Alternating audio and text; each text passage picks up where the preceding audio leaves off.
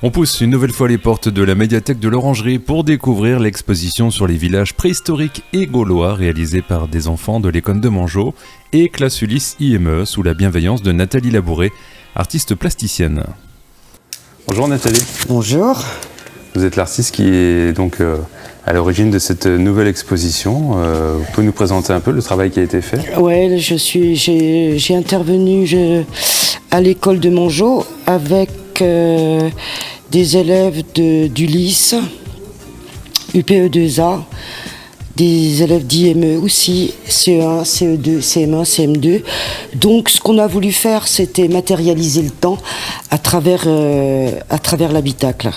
Donc on a commencé par la préhistoire, on est allé faire de la cueillette, on est allé chercher tous nos matériaux et puis on s'est mis à construire des abris au départ, parce que les hommes préhistoriques utilisaient tout ce qui était dans la nature, ainsi que des os, ainsi que des pots, et on a commencé à construire. Donc c'est vraiment matérialiser quelque part le temps. Ensuite, on est passé très rapidement à la gaule parce qu'il y avait vraiment beaucoup de travail. Et là, on a travaillé avec tous les matériaux qu'utilisaient les Gaulois à l'époque, à savoir de la terre, de la paille et de la mousse. Et on a commencé à construire déjà les murs, les pans de murs. Et ensuite, on a fait des assemblages avec les toits. Et ensuite, on a construit nos extérieurs. Moi, ce que j'ai voulu surtout leur faire comprendre, leur faire imaginer à l'époque des Gaulois ou de la préhistoire avec des matériaux. Donc ils sont retrouvés finalement avec des matériaux et ils devaient les utiliser. Et ce qu'ils ont compris en tout cas, c'est qu'au départ, les hommes préhistoriques fabriquaient des toits et ensuite les Gaulois ont ajouté des façades. L'idée c'est un petit peu ça. Mais est-ce que c'est un travail que vous faisiez déjà vous en tant qu'artiste, que vous avez transmis aux élèves, ou c'est vraiment vous n'aviez jamais non plus fait ça avant ? Non, j'avais jamais fait ça. Je trouvais que les frises du temps étaient vraiment très embêtantes à apprendre. Ouais. Donc, ce que j'ai voulu leur montrer, c'est qu'on pouvait très bien apprendre avec ses mains. Et dès lors où on commence à toucher, on commence à expérimenter, il y a une mémoire des mains qui se fait et ensuite on intellectualise. Et en fait, la préhistoire, il est complètement absorbé grâce aux frises que j'avais faites au départ. Et ça marche bien. Du coup, ils commencent à avoir une vraie notion de temps. Mais cette fois-ci, en manipulant, en exploitant la matière. Mais ça veut dire qu'il y a eu des ateliers en extérieur pour aller ramasser Il y en a eu au départ pour la préhistoire. Après, c'était un petit peu plus compliqué parce que pour sortir, pour aller chercher de la paille, c'est plus compliqué. Ouais. Donc le départ avec la préhistoire, oui. Et après, on a fait plein de récupérations, la terre, du café, des petits cailloux qu'il y avait dans la cour, ça on a pu le faire. Ouais. Je vois par exemple les petits rondins, là, ça a été... Alors ça, c'était acheté par contre. D'accord, ok.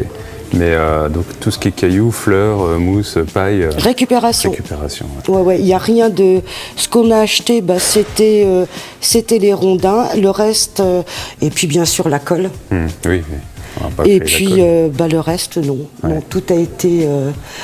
Et donc là, il y a un travail de CE2 aux classes Ulysse alors, c'est ça ? L'Ulysse, IME aussi. Ouais.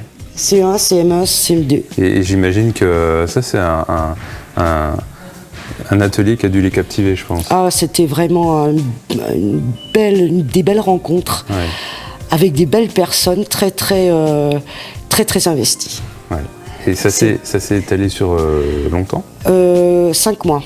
5 mois à peu près, à raison de 3 heures tous les lundis et 1h30 pour les plus jeunes, les IME par exemple. C'est des cours différents. Mais parce que vous, en tant qu'artiste, vous travaillez quoi habituellement ? Plutôt la peinture, la peinture, les glacis, des choses comme ça. Mais maintenant, je m'oriente vraiment vers l'éducation nationale. Donc, je suis un petit peu les programmes, je suis un petit peu les socles, et j'utilise l'art comme prétexte pour pouvoir développer tous les objectifs de l'éducation nationale. Ouais. L'idée, c'est ça. Ouais. Et donc pour vous aussi, finalement, cette exposition, c'est une première. Ah, tout à fait. Ouais. Mais c'est toujours une première dès lors où on expose avec des élèves. Tout est toujours nouveau. Et est-ce qu'ils sont venus présenter ou ils vont venir présenter aussi à un moment donné, être présents sur l'exposition? Ils viennent, ils vont venir, hein, ils viennent avec leurs parents. À titre privé, ouais. À titre J'imagine la privé. fierté qu'ils ont. Ah ouais, ils sont très très contents. J'en ai vu quelques-uns, oui, très très contents. Les parents viennent les prendre en photo devant leurs œuvres. C'est super chouette, quoi.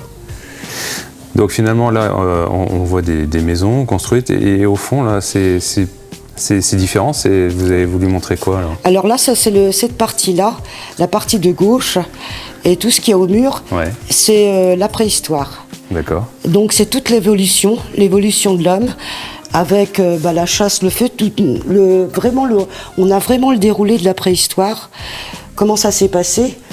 Et ça parle bien, quoi, parce qu'ils comprennent vraiment bien qu'au début, c'était le singe. Après, le singe est descendu de l'arbre, a commencé à marcher. Ils ont découvert la chasse, le feu, les premiers outils. Ensuite, ils ont dû s'abriter. Et on voit, ouais. Avec des abris en peau, avec des abris en os de mammouth lorsqu'ils ne trouvaient pas suffisamment de bois. Ils utilisaient les côtes. Leur outillage, c'est modernisé, ils ont fait l'arc, l'harpon, le poignard, le biface, la hache. Ensuite, ils ont commencé à faire des tombes, enterrer leurs défunts. Ils ont commencé bien sûr l'art, à peindre sur la pierre. Mm-hmm. Ils ont fait, alors là, ils ont complètement évolué, puisqu'après ils ont créé l'agriculture, ils ont commencé à élever des animaux, et après écrire, l'écriture et la céramique, et là tout de suite on passe après au Moyen-Âge. Dès lors où il y a l'apparition de l'écriture, un moyen de communication, on change de période. Et après on arrive sur la période des Gaulois, et on arrive avec tous les habitacles.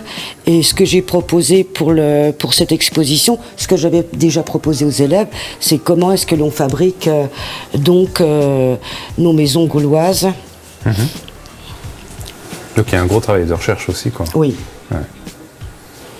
En amont, il y a beaucoup de travail. C'est travailler l'histoire de façon concrète, finalement. Oui, tout à fait. Ouais. On matérialise. Ouais. Et ça donne une autre dimension, ça donne une envie, une inspiration, et puis on touche. Pour le coup, on touche le temps quelque part. On donne au temps, on matérialise le temps. Et du coup, on le mémorise. L'exposition est visible jusqu'au 28 juin aux heures d'ouverture de la médiathèque.